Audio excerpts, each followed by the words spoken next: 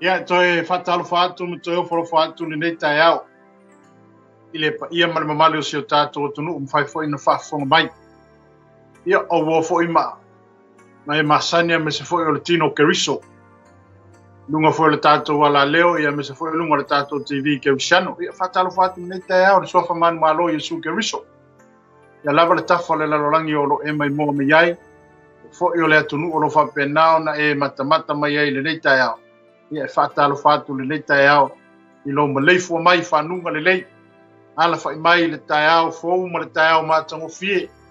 Tai au toi fo ina le tua i lo so fo e mesi so matu wola. Ia mo fai fo ona tatu fa sanga i le nei tai au. Ia au le bi inga au na tatu toi fa fo i maave i le tua le nei tai au. Ia manatu wa mai atu fo ina malu tai au pe ona saunia fo inisi o ona le tua nei tai au lunga tatu porokalame. Ai tali tonu fo il tau fi malangona.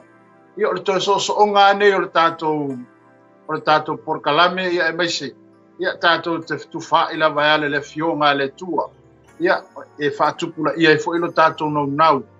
Ia e maise. Ia e whaatupula ia e ilo tātou whaatuatua. A wao le upa le fionga pa ia le tua. E tupur whaatuatua le tangata le taulongolongo. Le taulongolongo lao le upa le tua. Le taulongolongo no le whamalosi mai o le fionga le tua ia te i tātou. Ina ia suoto sina ino tātou loto. Ina e whamalulu ino tātou loto e ala le upu walulu ina. Ia e mesio fe au mumoli. Ia malefeta lai mai le tua ian au auna maso sesi o lo auto wa mai lungo le nei porokalame. Ia maso se ala leo lava lo fa penao na la ngai nai le fionga le tua. Ia au ngā le male wha moe moe i o tātou so tau au. Ia wa lava le atina e ino le Tino Keriso. Mare malo le tua o umao na sau nia mo tātou. Au le tai au nei. Manatu ole a tātou wō le tātou mata upu i le tai au le nei. O se mata upu wa whaulu talaina whaapea. Whaola tanga ona ole alofa tu noa e ala i le whaatu tua. O se mata upu na la tātou whaasoa mo tātou tala noa i le tai au le nei.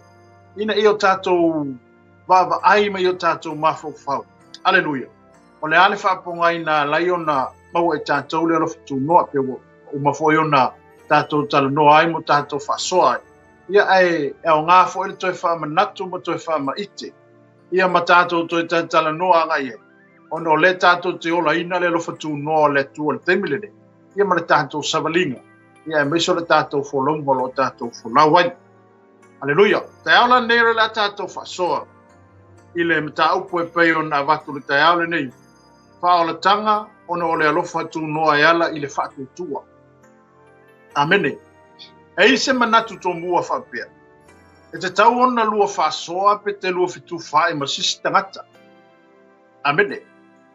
E te lua whasoa i ni fisili. Mani manatu e whapea nā ona lua tala noa. Ma lua whasoa ai. E ila se fisili whapea. Ai e se me se tangata e whai. Whamata e whapea ona ia tali atu. E whapea whea. Whamata e whapea whea. Ona ia tali atu i la ngona whaasala. E mawhai o nao o mai. Amen. Ona iei taimi whapena ar soifuanga me leo langa o tātou. Leisesi o tātou e ato toa. I numo silfanga le tua. E tātou te anga sala uma lava. Ai ao na tātou fitu whai. Mo tātou whiwhasoa. O le ale pe whapewhea ona o tali atu. Ini whaasalanga ia puae fo ini mea watua ia ita ita. Aleluia. Amen. Aisea. O anio lātou langona e whaali pe a yeise mea uanga salai ia po hafo ini o tātou langona. O hafo ini o tātou winga e whaali le taimi tātou te sisea ai. Mo tātou whaale tonua, mo tātou wanga salai. Amene. Ai ile au tu o le tātou mata upuri tai au le nei pei ona whaulu talaina. Whaola tanga ona ole alofa tu noa e ala i le whaatutua. Amene. Amene. Whaperitana ieina, salvation by grace through faith. Amene, rodo inga. O le whaola tanga, ona ole alofa tu noa e ala i le whaatutua. I le tusi a Roma lor mata upo e tolu whai po sumarei. O lo ia i le whai upu na iei na le tusi na Roma. Tolu whai po sumarei va, alo whape mai.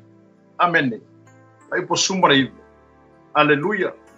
O le nei, Ina sala mo ia o tō mani liu mai. Ia soli ia sea o tō ang sala. Ina ia o mai ai o tau sanga e file muai. I luma o le ali.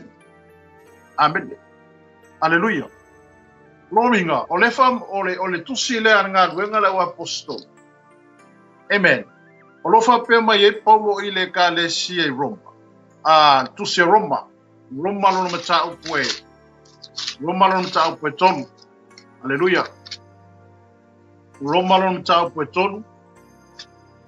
Ai silsila i le fai upue. Amene. Ai silsila i le fai po sfumariva. Roma tolu fai po sumariva. Lo fa pe mai ai. O le nei. O tātou i loa. O mea uma ua fai mai ai e le tūla funu. Ua fai mai lava i e ua iei le tūla funu. Ina ia puni ti ai ngutu uma lava. Ma ia nofo sala le lalolangi uma i luma o le atua. Aleluia. O le whamanatula le apostolo po le upula le apostolo na tuine i tonu le kalesia i Roma. Ma whamanatu ia te lato. Fai mai. O le nei, ua tātou i loa. O mea uma ua whaia mai e le tūla funu. Ua whai mai lava i e ua iei le tūla funu. Ina ia puniti ai ngutu uma lava. Ma ia nofo sala le lalolangi uma i luma o le tua. Aleluia. Nero winga. E peion na tātou tātale nofo i mo tātou whaasoe nisi o tātou ma tātou punei e. O le tūla funu. E le ise sao mai e le tūla funu.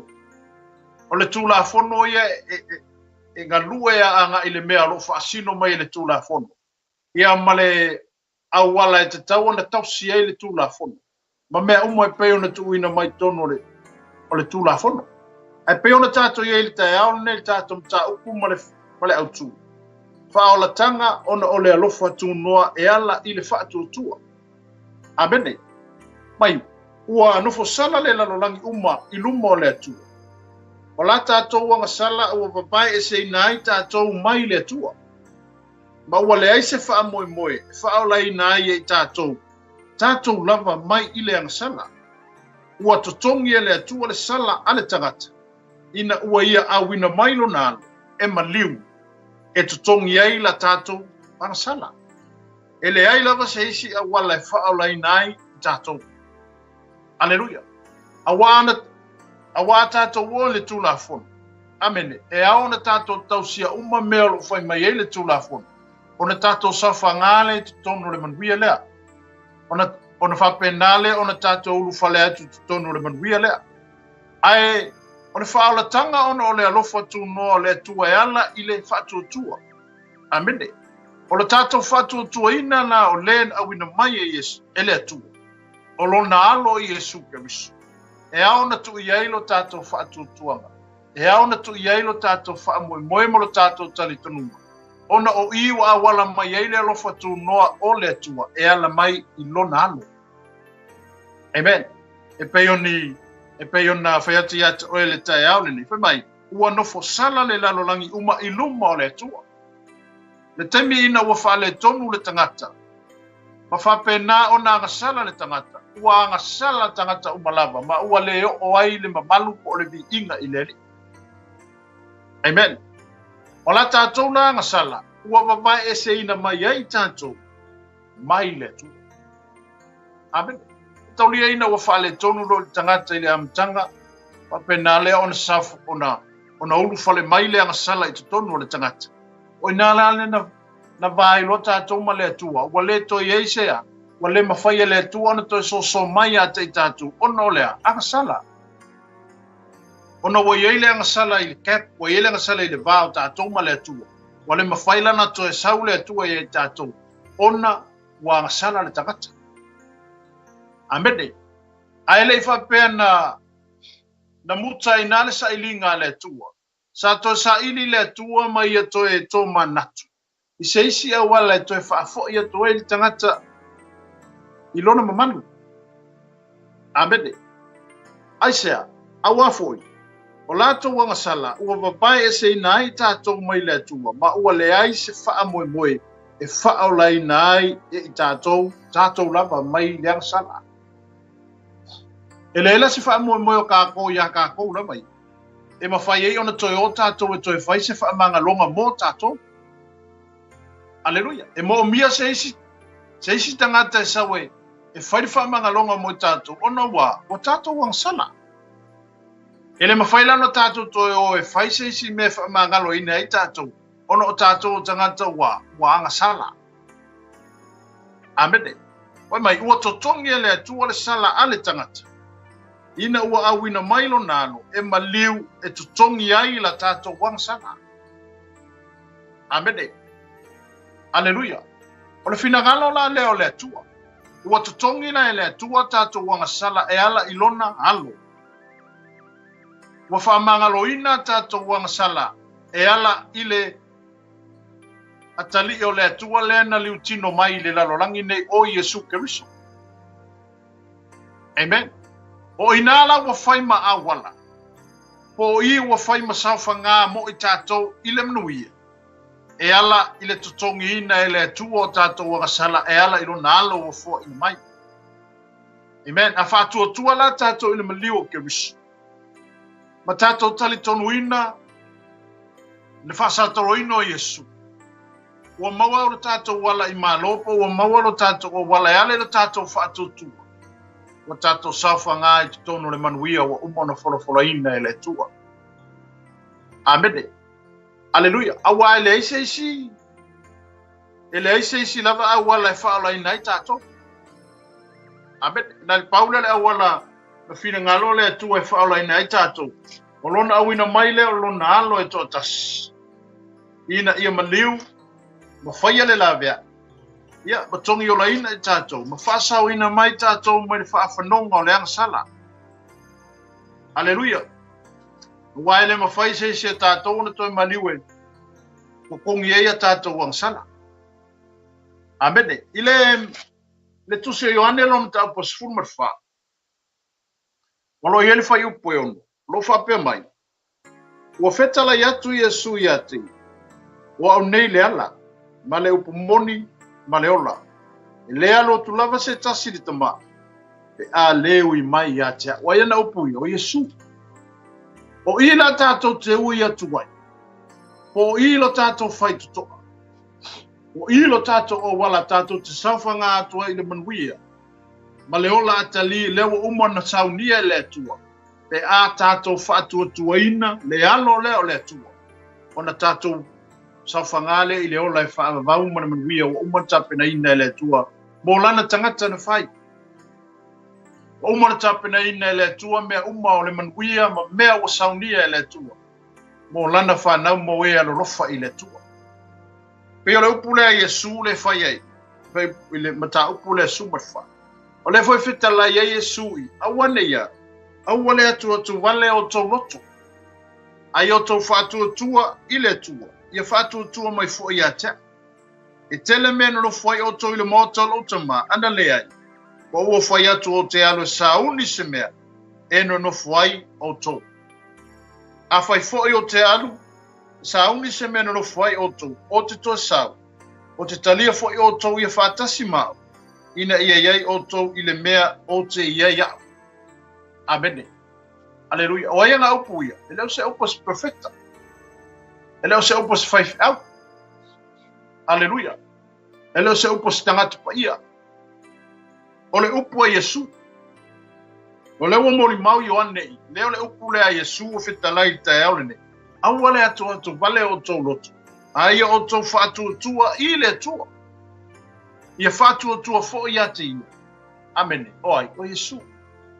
E au lana tūna tātou whātua tua ngai peo le tātou mta upo le tae au le ne. Whaola tanga ona o le alofa tu noa e ala i le whaatua tua. Amen. Aleluia. Ale fwatau tala noa Yesu i ate ia. O ia o lea, whai tutoa. Le fwatau fitalai Yesu i ate oe maa uli tae au le nei. O ia o le ala upumoni ma le ola. Mai o fetala i atu Yesu i ate ia. Noa u nei le ala ma le upumoni ma le ola. Le alo atu lava se tasi le tamaa. Ale o i atu i ate ia. O ia o le whai tutoa. O ia o le awala. A esele me sau sisikangaka. O wingo le ngoi mani whamea. Amene. Aleluia. E nā fo i oe pe a whapea o lo whale. e te tawana o i uma tangata i lumo le faito. Aleluia. Ai ata amilo la tangata masu ele me se o so mai nei lolea e le o tangata le lei o le ngaoi ma le faumea. Pa pena foi la le i fitalenga Yesu le taole ne. E te taula ona tato ui uma i le awala le. Pe tato ti talia ina Yesu e fai maali ma faola i lo soifua ma lo wolo. On fa penale ona tato safanga i le ola ma le manuia o saunia e le tua mo tato. Amen. Awa o Yesu o ia o fitalai. O Yesu o lea wa ia fitalai. O ia o le ala o kumoni ma le ola. E le ala seisi awala tato te uia. O ia lava o le awala. O ia lava o le faitotoa. O ia lava o le faola o ia tulai mai a papea mai sau ia tea. Sau, te le tulia oe. O hao le faitotoa. Tauna e ui mai ia tea. A ui mai ia tea o na ufatanga ina oe te alu tonu. Amen. Aleluia. Amen. Pei o le tal no atuna ia te oe le tai aulini. Amen. Aisea. Ona o le faola tanga na saunia le tua e ala ilo na alofa tuno. Amen. E ala ilo tato fatu tua inu. O le Yesu le asa maliu mu oi ma. Amen. Lesi vaenga tia fasoia te o le tai au ne foi mai. Wa saunia Yesu le faola tanga. Ona o le alofa tunoa e ala i le fatu tua. Amen. Le tusi e feso lona mata upo e lua. Vatu ana i tusi e te faitau wai mai baba ayanga yaya au fapena fo yona taltalo no ati at o te ane. E feso lona mata upo e lua asi sina fai upo e valuanga le fai upo iwa. Le mai. A wao le alofa tu noa wa faula inai o tau i le fatu tua. E le mai ate o tau fo i lea.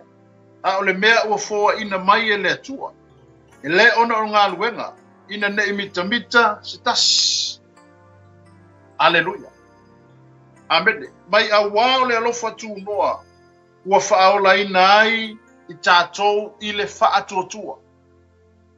Alofa tu noa la leo le tua. Ua whaola ina ai tātou e ala i lo tātou whaatotua ina. E ala i lo tātou tali tonu ina. O le Yesu le asa maliu lunga le satau. Le labea i le pe ona tātou tala noa i le tai au nei le amtanga le tātou mtau. Le linga le na whai e le tua na i awina mai a Yesu Keriso. Se i toi so le tangata ma le tua. Amen. Se i toi so le mawhitanga le tangata ma le tua na leilo. Se i toi so le mawhitanga a le tua ma le tangata o le mawhitanga wa le lopo whion mea a ai.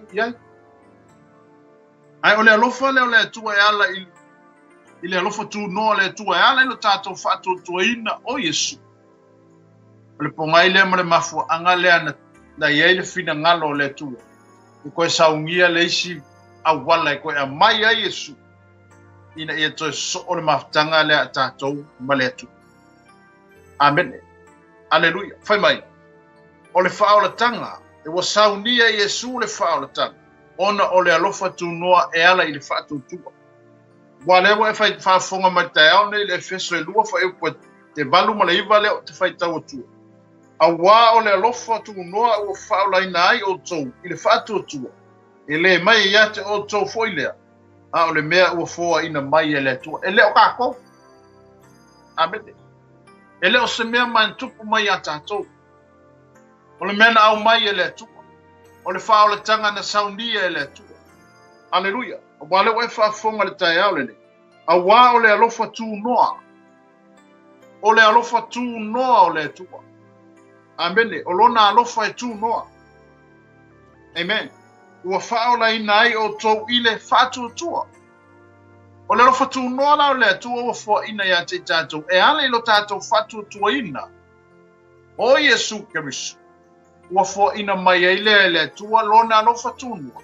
E ala ia Yesu. Lea ua tātou manu iai. Lea ua mwhai ei no whamangalo ina tātou ang sala. O lea ua mwhai ei o na tātou feola. O mwhai ei o na tātou mwia. O mwhai ei o na tātou fifia. O mwhai ei o na tātou oli eisa. Ona o le tongi ola ma le la vea ina whai e le tua e ala ilo na alofa tūnua. Ilo tātou whātua tua ina. O Yesu lea na mali. Amen. Aleluia. Mena e leina fai mo le meolea, wha amana tunga. Sakala meta o le wha amana tunga o le maliu ke miso. Amen. O I tātou te wheloa i ai ma le atua. O le mamalu le tātou te wheloa i ai ma le atua. E ala I lea. E ala le wha amana tunga le tātou te wha amana tuina ai le maliu o Yesu. Amen. Le leinga lea na toi whai e le atua. Ua mawhai ai o na toi wha amanga loina tātou wang sala. Le leinga lea ua mawhai ana whai e le atua. Ua toi wha le leinga ina ai tātou o e sa whifutu ai. O e sa whi ese ai. O e sa whapena ona lei. A le ua whai e le atua le leinga. E ala I le maliu o Yesu. Se toi au mai whaatasi tātou tutonu. Amene. Ina ia tātou le leima le atua e ala ilona alo Yesu ke miso o foina. Amene. E ala ilona alo o foina. E ala ilona atali I pele to atas. Awina mai le langi ma foina mai. E whapena o na maliu ma whalava au lunga le sātau. Ina ia ola oi. Amene. Hallelujah. Glory to Jesus. O le siva ainga I pēr fia tal noa te atu o le tai au le nei whai mai. O le atua au mai le wha o la tanga. E le oni au ngā luenga I whai. E le ono o sou le lei. A wae le ise tasi ato toa. Amene. Hallelujah. O le atua na I au mai le wha o la tanga. E le oni o tātou ngā luenga. E le o sakako le lei po sakako wami o tomu. Amene. A wae le ise si o tātou e ato toa. Leisi si o tātou e tonu masao I luma o le atua. Iai mea tātou te whaale tonu ai. Iai mea tātou te se ai. Iai foi mea whapenao na lape ai la tātou savalinga I le atua. Amene. Aleluia. A leo foi mai le fionga le atua le tai auleni. O le atua e au mai le whaole tani. E le ono ni ngā luenga e whai.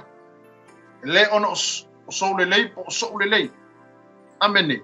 A wae le se tasi e ato toa. Le Roma tolu fai po lua suma tolu. Amen. Hallelujah. Amen. Roma tolu fai po lua suma tolu. O fa pe mai.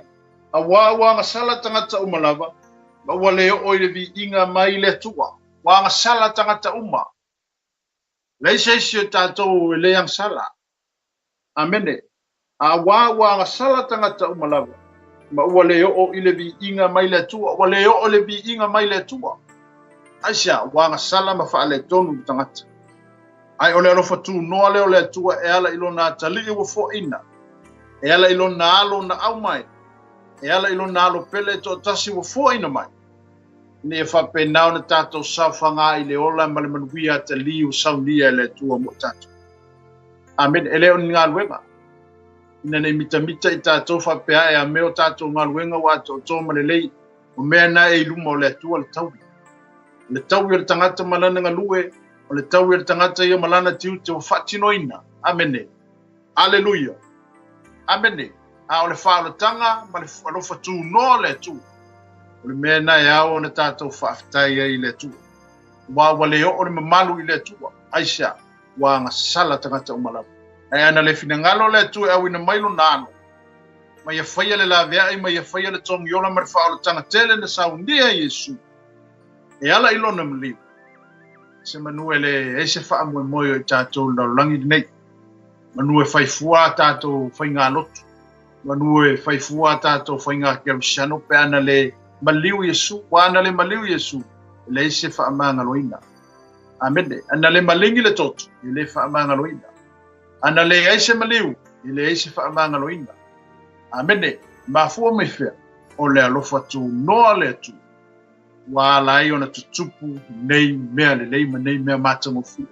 Leo e fi ai, leo o manui ai, leo o tātou ai. Ona o le alofa nao le atua, e ala I whaolatanga. Amene. Ona o le alofa tu noa o le atua, e ala I le whaatua tu. O le si manatu tae au le nei whapea. E whaola ina so si tasi e talitonu I le upu. Ale tu. Amen. Aleluia. O le sile mea e whapena ona whaalaina mai ai tātou mai le lofa tu noa le tua. Oranga u. Aleluia.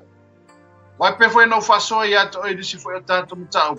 Ese uma mea e whapena ona. E whapena uma mea ese ona whaalaina mai e le tangata. Aleluia. E whaalaina le tangata i le pese. E whaalaina le tangata i le skit po le tala whaitino. E whaalaina le tangata i le upu po le launga. Amen. E pēla ona tātou tala noa le tae au lene. E whaolaina so se tasi e taritonu i le upu le atua.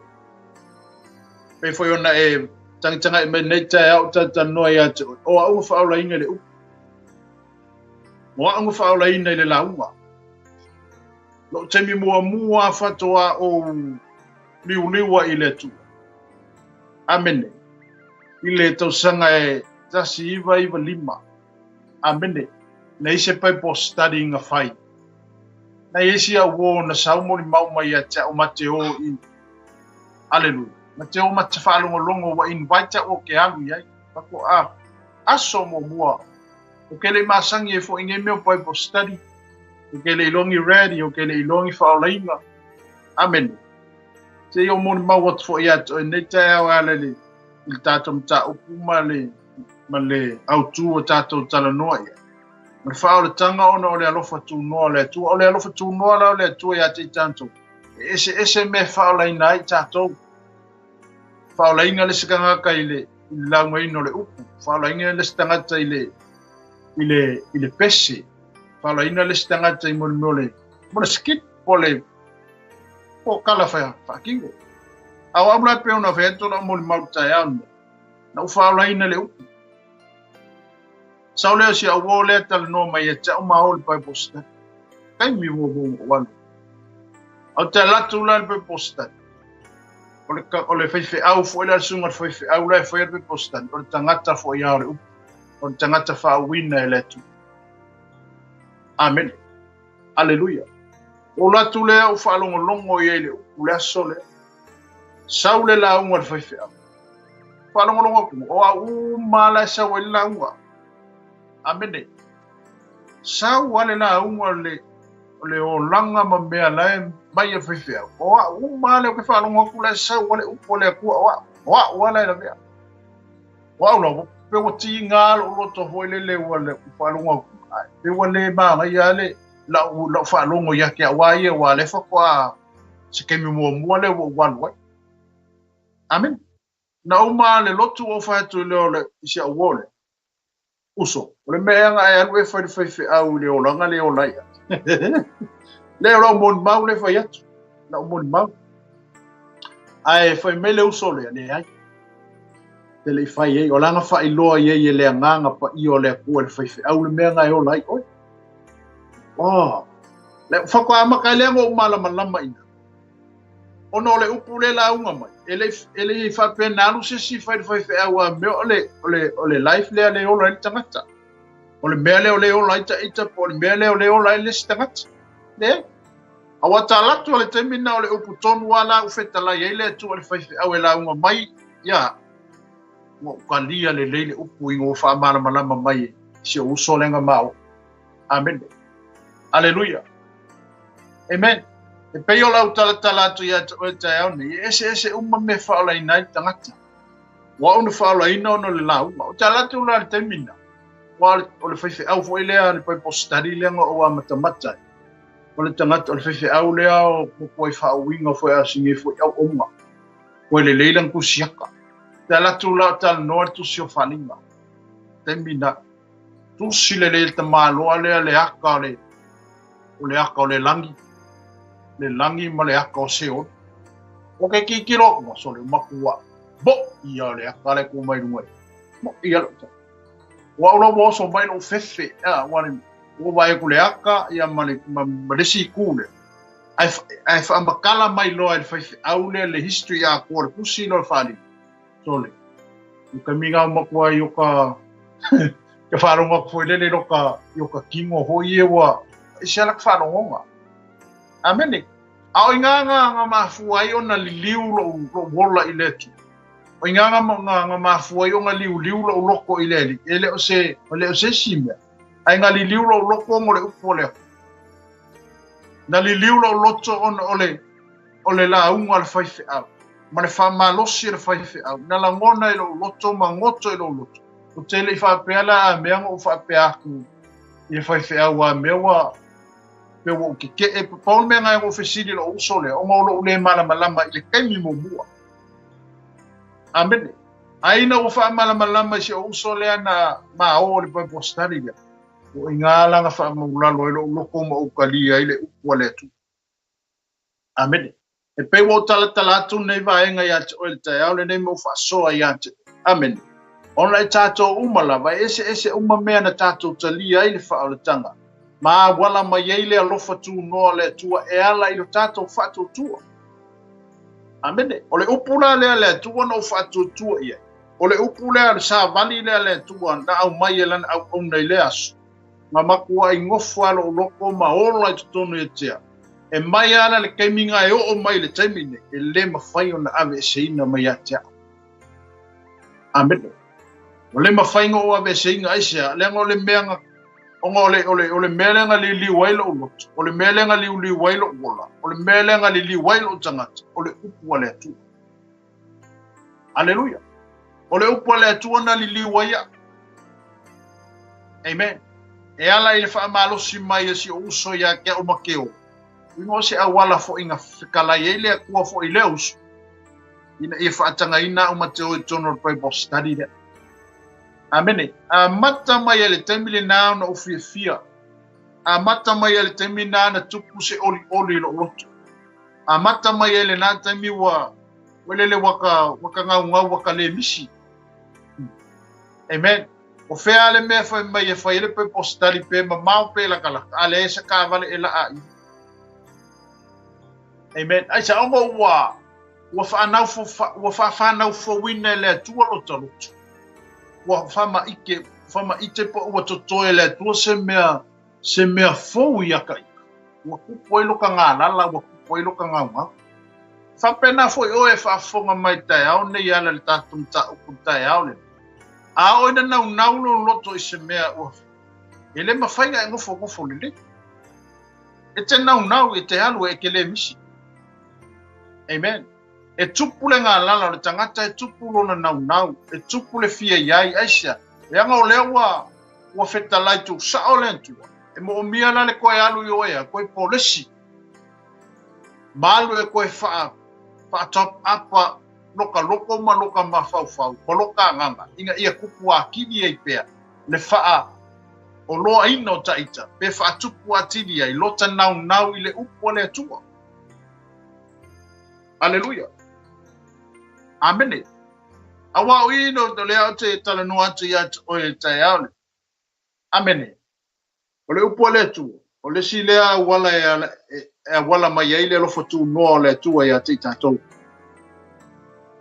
Aleluia. Amen. Ele na o le siva fo. Wa le fo tangata li liu o le siva fa le ganga. O skit. O le pesi. A sau foi pese mo kua iu ale lele pese pa I le lo loko I liu lo loko e kangi a mene e tangi lo wanganga asia o ma fo wanga lu atu le lo fatu no le tua I le na foi a wala ya te oi a sau foi le upu ya pe fo yo la mo ni mau tai au nei malo fa fonga mai o ina li wai lo wona o le upu o le la unga ale sungar fa fenga na liwai lo tangata na sui ia amen mai ale tamina yo o mai le tamina ele ma faino fa ma muruina aisia on le menga fikala ia ile tua I lo ono le mena na mai ele fai aule ia tia yo o mai kemini ele ma fai on ave sia a foi la meolo pe na ona fe so ina ile savalinga ma pe na ona fe lafo ina ai le folonga le mawhainga ave sel mea ngai loro. Amen.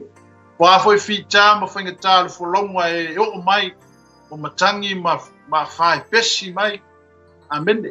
e le kai malu e lue le upu ngā le tua i lotu. E ku mau alo whakua i le. E tu mau ale upu na ia te oisia. O ngau i le whai mataula o whamu moe. Amen. O i le taula i ai lau ai. O i le whai ma whamu moe ngau lau sāwalinga. O i le whai ma aunga ma au tū o le ale langi e le tua i lo'uola.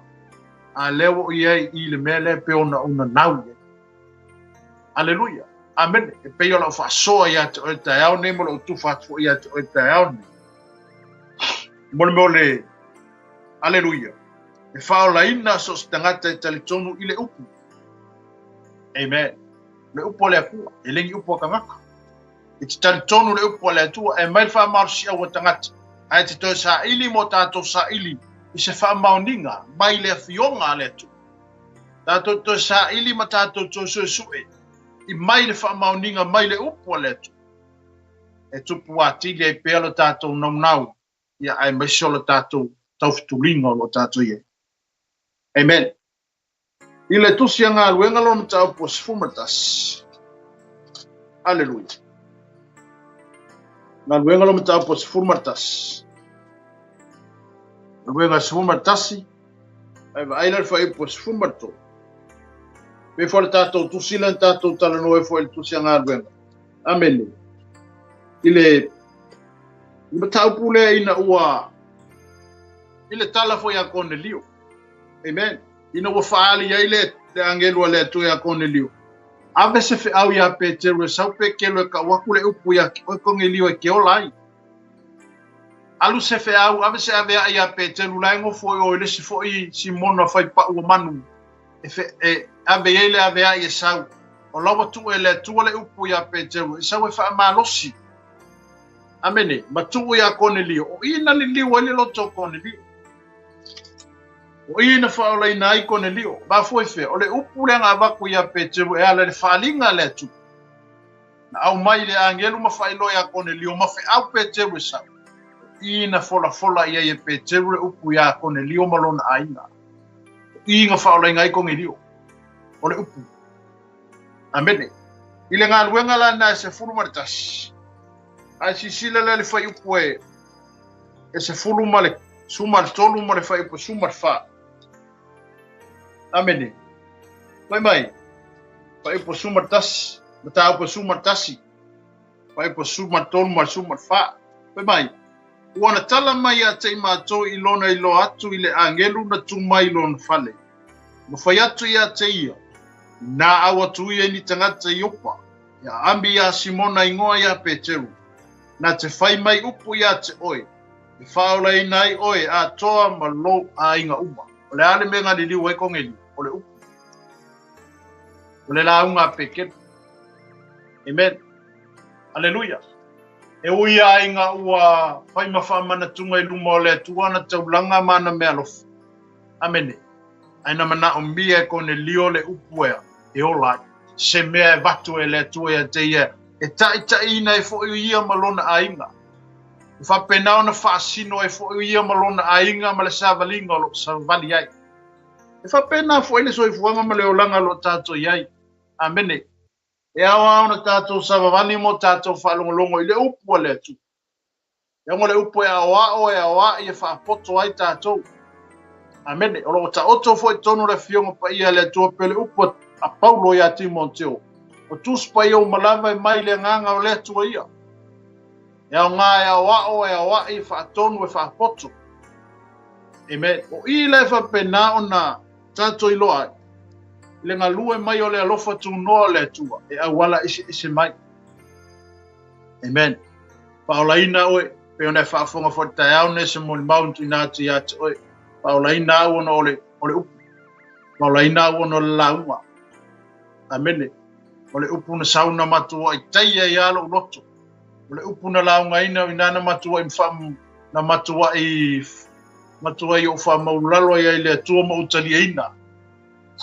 Amene. E au ngā wholu tata no ati ati o tai au le nei.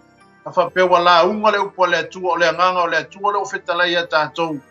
A whapea tātou te ilo a tātou le sau le upo le atua. Whamaulalo tātou. Amen. Aleluia. e o tatou whalongo atu o tatou la vevele ukula esa i o whapenga le mo kausi isi o tatou leo whapenga pi wa kako sai makako le abene aleluia a o le ngalua le tua le foi ngalua le tua ma whailoa le tua ia na foi ia au na mai la tua lo tala ina le fina ngalo le tua na yo le whailoa i le nganga o le tua le mele o laia o le whailoa le nganga o le tua le mea ngai o lai oi na le situation ngai ke iai la foi le tulanga le te iai o lo ngalua le nganga o le tua i e o lo whapenau na launga ina le upo le tua na te whailoa mai mea ia te tatou ai loa la tatou ni meu whailoa mai le nganga o le tua ia te tatou e haunga kako whaamaula lalo ma kako whaafitai le tua abene aleluia kako whaafikai le kua o le o nganga le upo o le o nganga o le upo le tua e mai a kako amen e le whapeole o le masau o le tatou talanoa le upo ai au le whetala i fo i le nganga o le tua ia tatou ia fo tatou fa maula lope au whakalai mai lea koe a kako le mea fo i le kako pise ai mo kako wha le tonu ai fa maula abene ai le whetalai mai au le tua ia kako ia e whai ani mea le na e ke iloa ngai sa o ai lo finga ngalo malo manatu men a o le nga lue le upo le tu ma fa ilo mai le upo le tu e a te tatu kako kalia ma le loko fa maula lo ma fa kai le o le o nganga ai ba ile ia le ai a tatou talia le upo le tu ma le loto fa maula e vai e kupulo wola e kupulo kangaka ai sia nga life si le fia le ku e ke kalia le dei ma le loko fa maula lo langa upo wo lu wiga ele e ke le ke amen tatou te le tali atu ai kako kalia na vai le nga lue mai le tua e nga lue mai ale ku ma piola ya ka ko ma pena ona pa tu tele ina ila vai tatou e ala i le alofa tu noa le tu i lo tatou whatu tu ino i amen aleluia nisi vai ngi twital noia tole te au nefe mai e ao na tatou tala ia ina i whaola tanga ave fua e ao nga kako kalia ima talia le whaola tanga o le ave fua e le se kau whaakau i whaoka amen e le aia ma se kupe ke laku whaakau e se whaola tanga mai a Yesu mai le kua i se mea amen o le tatou te whirisau noa i le whaola tanga o le tatou te o le alai kua mangoa ana le tua ia te tatou amen ai au ia te tatou o le tatou talia ma le loto whaafitai le whaola tanga ua au mai e le tua e le ma se kupe nga kokongi e le olo Yesu e whaakau mai e le whaola kanga muka amen e va peka ko ke oku ile puri makeki e whapea ia mai ase si ola whaakau mai ase si ola ngi se i ola koi kai no amen aleluia aleluia me foi na e whaafonga mai tai au kaunga ave fua le kalia le whaola tanga ave fua o istangata wa mai whaola kanga ia e mai le ola le au kanga foi la ko pule le ola e le finga ngano le ko e kako ke pule i se ola nga au mai ele le pongai nga mana mafuanga na laina fio mai Yesu se fasao inga mai kako ma ko whaola inga mai kako mai mea sa kako polonga ai mai faso songa ki apo mai lei el fil mai mea fio so fai solo mai so fuanga ngai male o langa le te so fua mo wola amen ai sea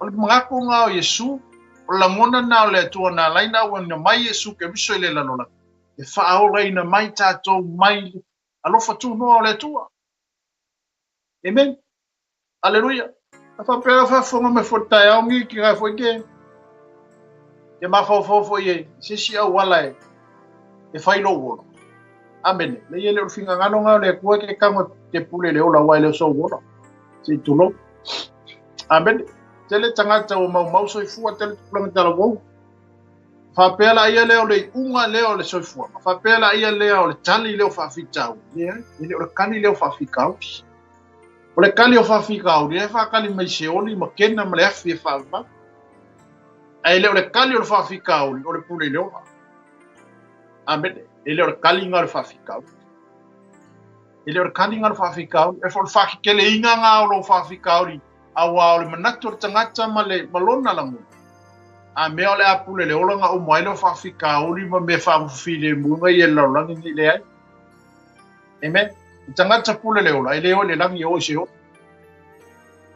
haleluya watu le se oli le fa kalima ile le pafi masakangi mga vainga yo ingala ke ya mo maule fionga le tu yo inga ka ko ingala yo tanga le mga nga ole le ola le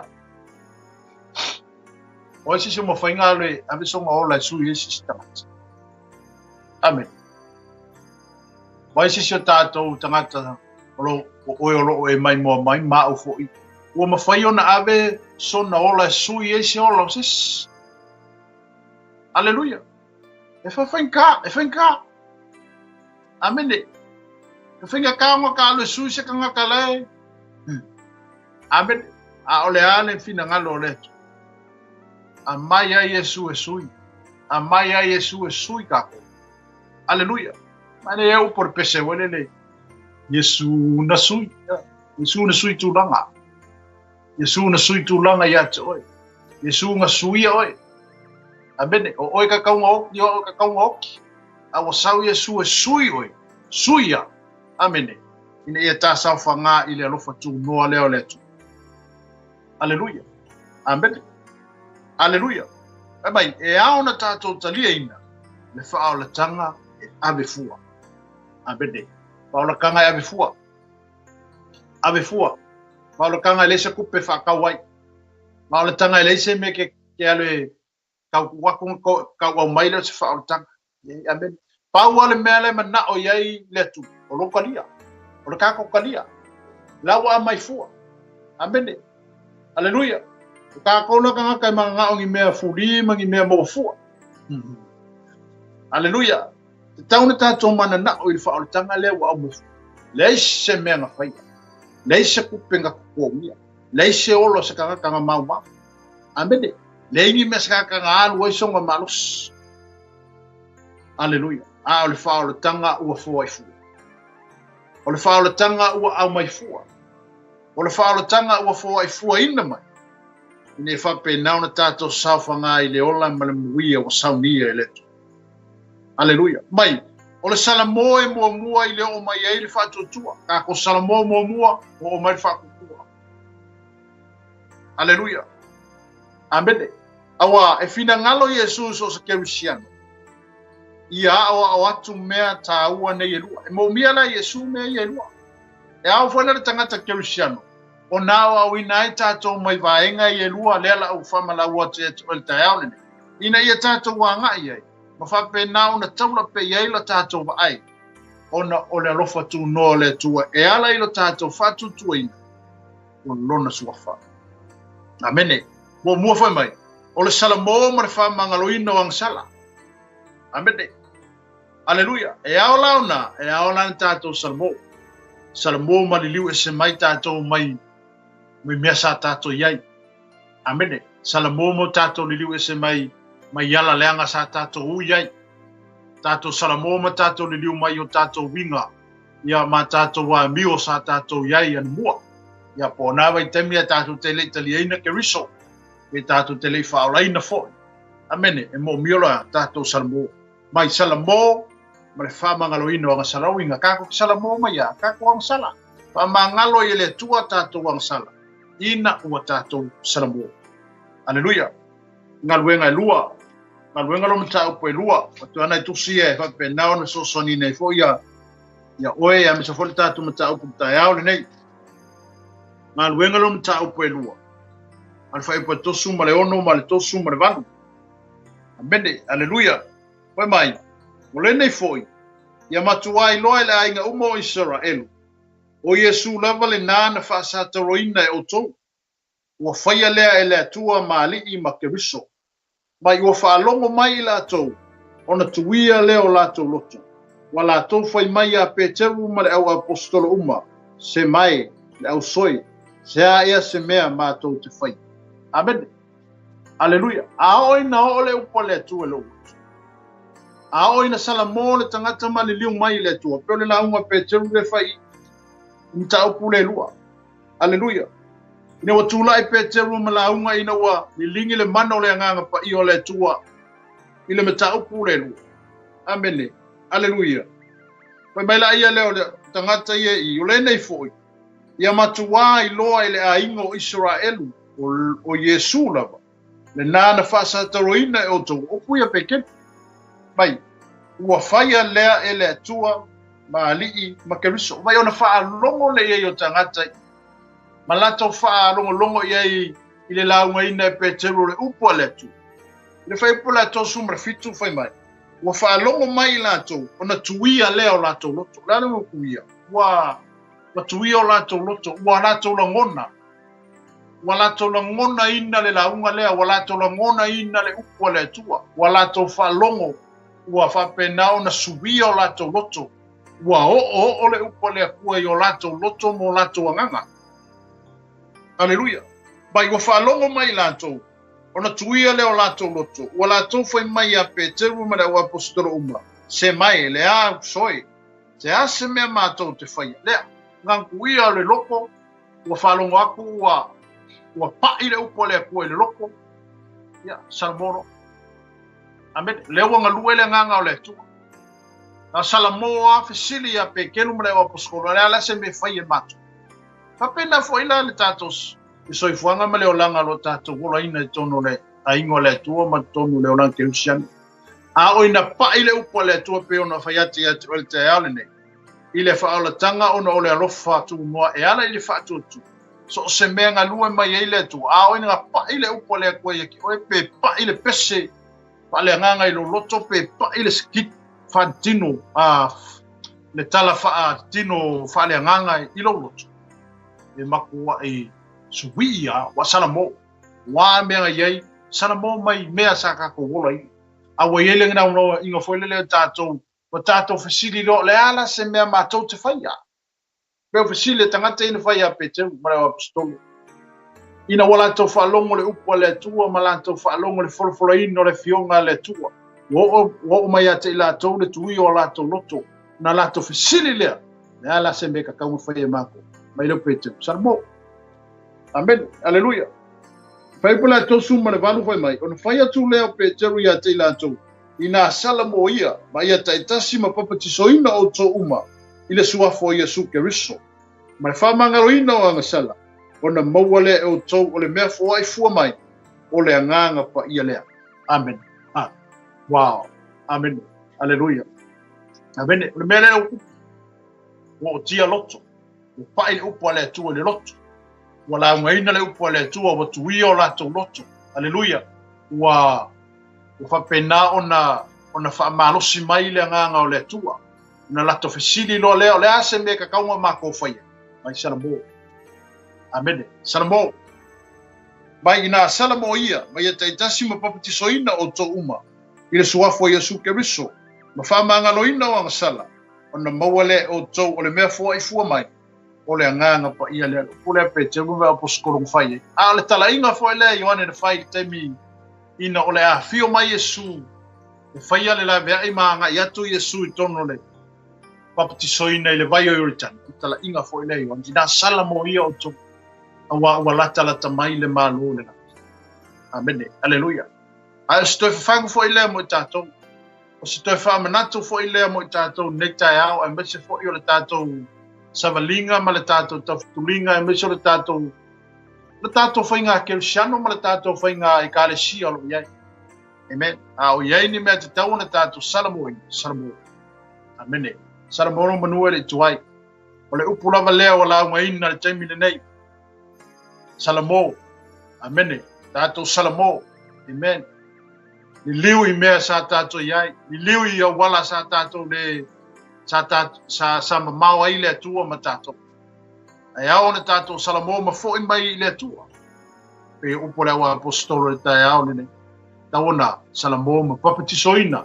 Ile suafo le tamale alo male ngampa ale fa fonga taone mai ato papatiso le suafa le ona fio mai le mano le nganga pa io le tu lunga ya te to aleluia amen amen salamo ma fama ngaloina o ansal taunta to salmo o ame taunta to salmo mai Wani me te tau ona tau e na te tau ona ave ese mai a te tātou. Ese. Aleluia. Wai, kau awangia ka ko mawhawhongi mea kekele. Amen. Nai mea ni ia tātou te lea mana ia ia o mea nai a matamata ai ona ave ese ina mai e tātou mai le mamalu o leto. Ai ingi mea ngi whape ka usaramo. Usaramo mai ai. Mede, ingi mea te whamata whatau waai lau waai. Ia ngai ka mai mea i e whape ngau aki ki o tātou o langa tau whai. O tātou o langa sa ili i letu. Aleluia. Amen. O le siwa engalo na rua whai mai. O le salamo, o le suinga i tonu i le loto. E alia e mai ai se suinga i fafo i la amio. Amen. Na o le, wa salamo ka ngaka. Ia o ngai ele suinga i le loto. A sui la le loto tangata. O ngai alia e mai leo winga i fafo ka ngaka. Aleluia. Awai le whape salamo ko. Aiwa ko o winga aia ka kale ai. Ile salamo mai i mea safu. Ai longa le tangata salamo ma le tangata usui. O le tangata ua o salamo mai lona loto wha mao. O whape na ona ali salamo i lona loto. Amen. Longa ali e meilero si suinga fo. Aleluia. Pate ta inga po sa ka wale vanga e vai ako ai longa mi whainga sui. O le o langa nga o lai. Ke vai ako ai longa koe o selelei. Amen. No mafau ngai e whape le mawhain koe sam selelei wa wo o pongo me o yai wa ko ai nga salama me umo wo i. Amen. Nuna e ore tātou manatu fo i le longa koe fo i mo. Amen. Ai nga whaakanga nga se upu ale a kua i longa lu. Sa whaatanga te ngaka pe whaakanga opi whaakanga o se upu ale a kua i longa lu. Mai nga sui ai leo longa. Sui longa nga. Ali ya e mai fafo le mele ko kongo le lo. Whaaki mai le i le amio. Wa mea kua o sui le amio. O le amio nga i mua wale ko iai. Amen. Aleluia. O nga mangaku sa i mua wale ko iai. Aisia, o whafo winga mea uma, mafo i fia. O nga lewa i e whakanga inga. Amen. E le ngaka o salamo mai mea sa auia. E le ngata o ina ua salamo mai i tū langa ma meo fianga o le o langa ma mea sa join e koko. Amen. Awa suia le loko. Le ngaka nga suia le loko. Ia awa mapunga mai ropo wali e me fafu. E ala i le ambi, wawea kua. Wa boy an melo. Amen. Hallelujah. Aisia, ele o tangata na. Amen. Au le nganga o le tu ala fa kanga. Hallelujah. Wala for kam foi me o le nganga o le tu tangata e ale fa kanga ka le nganga o le.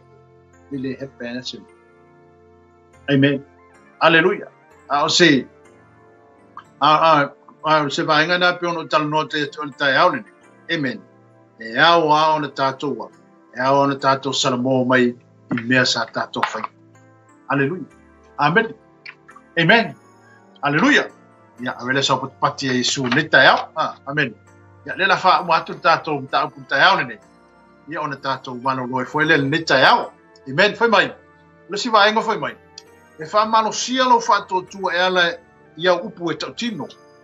Amen. Ina wa tau tino e se tasilo na whato tua e Yesu. O le alii o ia. O le ato e whaolaina le anganga o le tangata e le anganga pa ia. E ta ua e le tusi pa ia le tūlanga lea. O le whanau fawina. O le toe whanau mai. Amen. Aleluia. E mo mia lea lau kau ki ngonga. Testimony. Amen. Aleluia. E tato te mo mia. Amen. O lau tau tinonga e ke olai. Ma lau tau tinonga o ke whaia ingai. Aleluia. E pei o le tātou vaenga nā pe ona tātou tantanua le tai au ne. Amen. Nā e whai mai. E whamalosia lo whatotua e ala ia upu e tau tino. Ore ke lela lo whakokua e ala i lau upu e ke kaukingu. Ai kaukingu e ke mawhaia le mea lea. Lau e lo whakokua ngai ke mawhaia. Amen. Aisia, e ngai whamoe moe lo whakokua. E whamoe moe lo tātou whatinonga. Ia tātou upu e whai. Aleluia. Wale fa pe fa mai ke ma foi. Era ko fa ki mo. Wale ai ke le ma foi. Amen. Na fa me foi o ke ma foi. Ai wale foi ke le ma foi. O fela le me o fela fa ti no ngore upu le fa mai o ke ma foi. Ale o ke le ko fa o ke le. Amen. A leo pe ona tato yen ile tato ta puna ta au ne mara si vai nga muli le tato ta puna ta au ne. Amen. Foi mai. E fa malo sia lo fatu tu e ala ia upu ta tino. Amen. Ile Roma se fu. Tu si Roma se fu. Roma se fu fai upu iva. Amen. Aleluia. Vai upu iva. Vai upu iva foi mai. A fai te tau tino lo mutu ila li o Yesu. Ma tali tonu ilo loto wa toi fatu ina mai o ye le tua na ye woti. Faola inai oi. A wa o le loto e tali tonu wai. E o mai ai le ami o tonu. A o le mutu e tau tino ai. E o mai ai le ola. Amen. Aleluia. Ma ai ai. O loko kingo ngala. O le tato tau tinonga. O le taso, o le kako testimoni. O lau tau tinonga ma lau tau tinonga. Peme ia. E wha malosia ai lea. Wha malosia ilo whakokua. E wha malosia e fo ilo whakokua. E wha tuputele ina ilo tātou whatutua. Amene. Aleluia. E wha malosia ilo whatutua. E ala ile upu e tau tino. Ina ua tau tino e se tasi. Pe kau kingo e oi. Pe kau kingo e au. Lona whatutua ia Yesu. O le ali i oia. O le whakokua langa o kako kau kingo. O Yesu o le ola. O Yesu o le whaola. O Yesu o le Mesia, o Yesu nga whaia le la vea, o Yesu nga whaia le kong yola. Amene, mai la ia lea, o le ato e whaola ina le nganga, o le tangata e le nganga pa ia. Koe whaola leo lo wanga, apa penkau mak le lo wanga. Amen. Penkau mo waku lo wanga, ia makau me yaku lo wanga. Amen. Au le tato tinonga. Amene, whamalo si ailo kakoa, whatutu. Amen. Alleluia. Ona toe, ona toi whaolaina leo tātou anganga e le anganga pa ia. Amen. Mai, e tā ua le tus pa ia le tūlanga leo lea, o le whanau fo winga, o le whanau fo winga oi. Le whanau fo winga lo tangata. Ia po le toi whanau mai. Amen. Matau li hotale a Nikotemo. Aleluia. Nikotemo le tangata tausitu la fono fo le tangata mua lunga tonu taia. Amene. Tangata fo ia ta mai. A tasi al menga le mana malama ini ko te ole fa va amene ole te fa na fo wino le tangata le nga lu afsili ya Yesu pe va fen ko fa nga ukanga amene pe fa fenga na ka saul malo le lang ya le fa Yesu e ona to fa na ya le fa pe ni ko te mo ko fa nga mo kanga ka me manga bolong kinga se ku ni ka ya ala fitala nga Yesu e ona ko fa nga le vai malenga ka winga e mo mire ko fa nga winga ole loko fa nga fo winga. Amene, e toi whanau fo wina i tātou e ala i lea, tātou tau tinonga. Koe whanau fo winga kako e ala tātou tau tinonga. Io kako loko e peona i ere tai au le nei. A wale whai upule iwa le Roma e se fulu whai mai. A whai e te tau tino i lo ngutu, i le li o Yesu matali tonu i lo roto. Ua toi whatu wina mai o ia e le tuana i e woti. Whaola i nai oe, a wā o le loto e tali tonu ai, kani kongu i o kako loko. Io o mai ei le ami tonu. Kari kongu la kako loko ia Yesu. Kari kongu ku kako whako kua i lea tu. Unga o mai lea ia leo lea. Lea ami o tonu. Amene. Aleluia. Wale whai mai. Le ngutu le li o Yesu. Matale tonu i lo lotu. Ua toi whatu ina mai o ia e lea tuana ia. Ua te oinga la. E kari kongu i o kako loko mo kako kau king. O Yesu le nga. Nga maniu leo koe whaku e isu. O Yesu le nga whasaka o inga. Lena whaalava au lunga le sātou. O leo te whatuina e eleli. Leo tātou i e tai au lene. Rawinga, e kau kingo, e le ngata ina e tino i tātou ngutu. Ma tali tonu i o tātou lotu. Amene. O te whatuina mai oi ana i e woti. E whaolaina i oi. E whaolainga oi. Whaolainga, pe a kako kau kingo. Ma kari kongu. Amene. O Yesu nga whaolainga. Ia o whaolainga e leo tātou. Amen. E whai mai awa o le loto e tali tonu wai. Yo ko mai ei le anu tonu. A kau kingo lai o kako. Amen. Mai awa o le loto. Whai mai a tali tonu la o tātou loto. Amen. O mai leo lea. O le anu tonu a le tua e a te tātou. A o le ngutu e tau tino ai. Yo mai ei le ona. O le ngutu la leo. O le ngutu e kakaunga. O le ngutu la leo tātou. Kakaunga kau kingo i meola. Amen. Awangi o kako kau kingo i meoki. Wā kako kakala i meoki. Ioki ya me. Amen. Aleluia. Awa tato ngutu ia se tulo. Anga foi mere fio pa ia. Ole ola male o kile pule lo fai. Amen. Aleluia. A tau tala la le meola. E ola. Ava ko se me ke va ko e foi le ke i nga foi le fa tanga te ke va ko le ola. A ia lo ka ko nga mo fa ko le ko ke ka kala ye ola. E ola. Amen. E tu la mai. E fua mai. E tu la mai. Aisha nga lewa ia e ka kala le ola. O le ola o ko le ola le ska. Amen. A o le oki. O ko le oki le ska. A e ka kala la fa vai. Vai foi le ska nga kai la fa vai. Amen. E ata to tala le ola. Pasia ko le ola nga le ska kai pasia foi le si ola le ska ka. Le ola umma. Amen. Ale, ese e mo ya ki nga va ku le ola. Ya mo ya ka ko nga fa va ku le ola inga fe ola ko iska kai o ka fa ma fe ola ko miska ka lai kala. Aya ka sor boya ka ko ta tala le oki. Ya oki ya ku males. Yo umma ka ya ilo di picoleo. Asia. Ele ise se hola ya tatu. Ai ona tatu tala le ola. Le ola le ya ka. Mongongele ola o ka le ola liska. Yo le por aquí ma ia le tu. Al mongongele oki. Aki di fio ke iska. Aleluia. Le ngala tatu e au fele tatu le Christian. Ko kala me fiola. Me piola pa ile lo poliska ka. Abende. Le me ki ya ele ska ka. Ka kala i o ka kala inga ia lifi lunga ka kala. Ko ke va foi la wa ma ka lu ai lunga foi si la uso ia awa. Ko foi le kala e fa vai foi ngai ila. Ele o fina ngalo now le tu. Abende. Fina ngalo le tua working together and help one another. Na kaunga ka ko ngalu lu e fakas.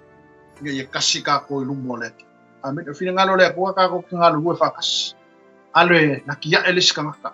Ale fa mano si auliska. Ava ko le me alo fora wo fele ko yo. Ale sapo. Amen. Aleluia.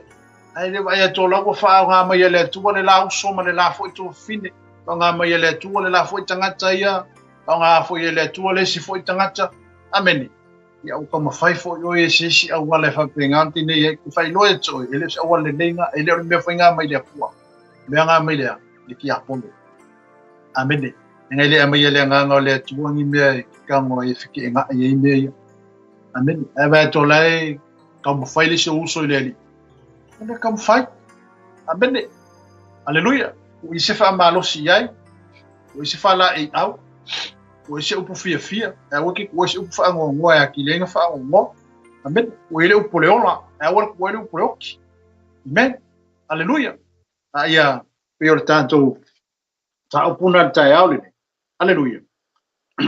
Amen. Foi mai. Fa o tanga ono le lofa tu noa e ala ile fa tu tu. Amen. Ata to fa tu tu la. O tato tal tonu ile.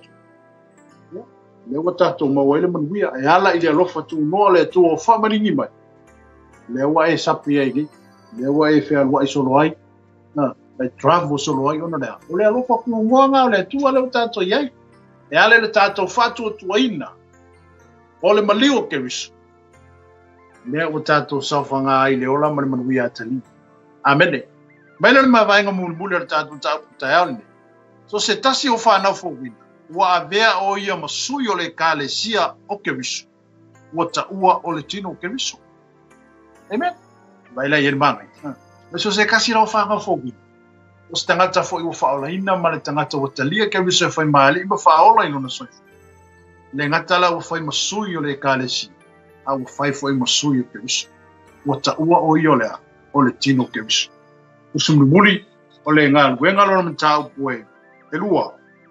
Ya ngaluenga nam tau poe lua. Aleluia.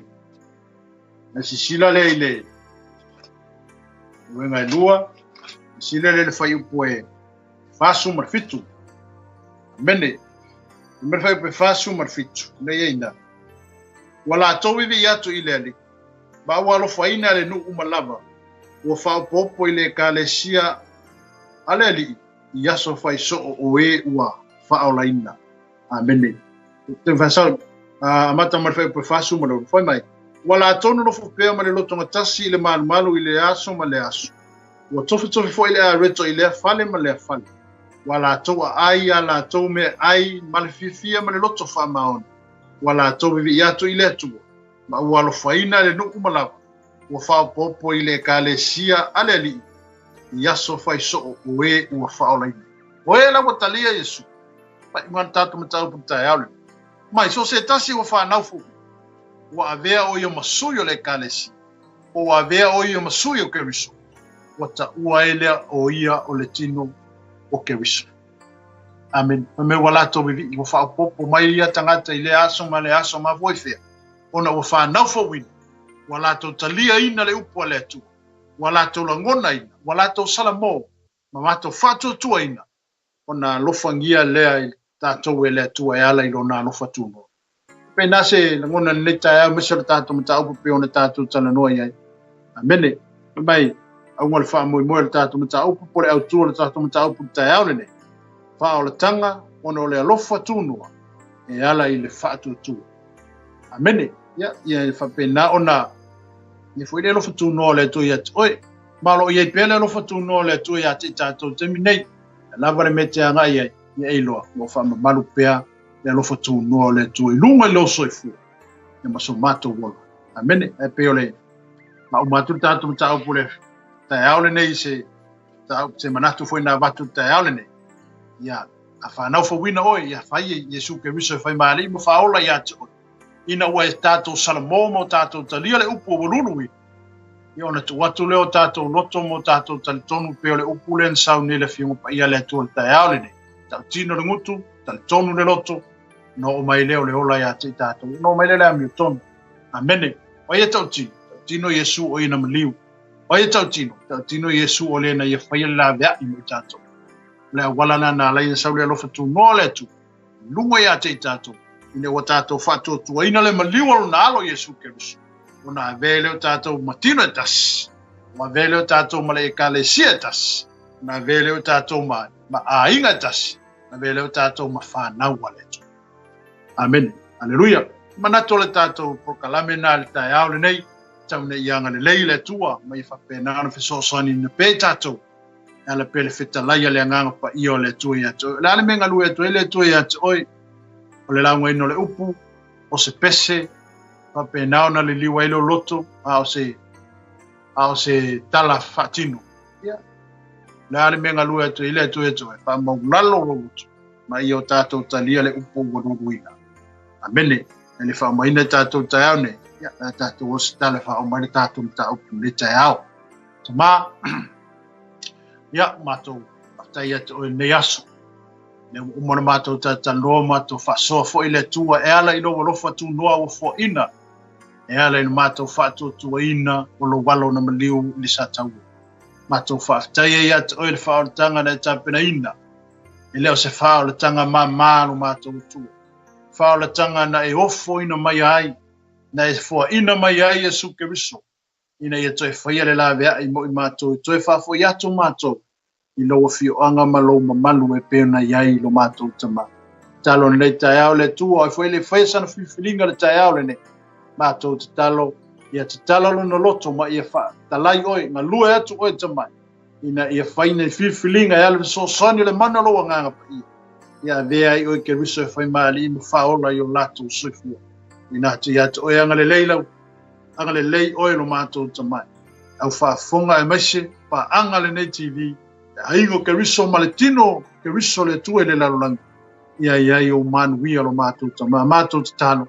E mai mātou le lote e tasi, ma le manato e tasi. Mātou tu e tau ave le mau ia te oe tamai. A wao lofine ngalo lea o mātou iei le larolangi le nei. Manuia oe si o mātou watu nuku le tu. Manuia oe o tangata le le ia. Manuia oe le tu e ia te mātou uma. Au le vi inga iau na whafo ia te oe. Ma manuia lo nuo Israelu le tu. Mātou te talo mai wha manuia ia Israelu le nuku na e filifilina.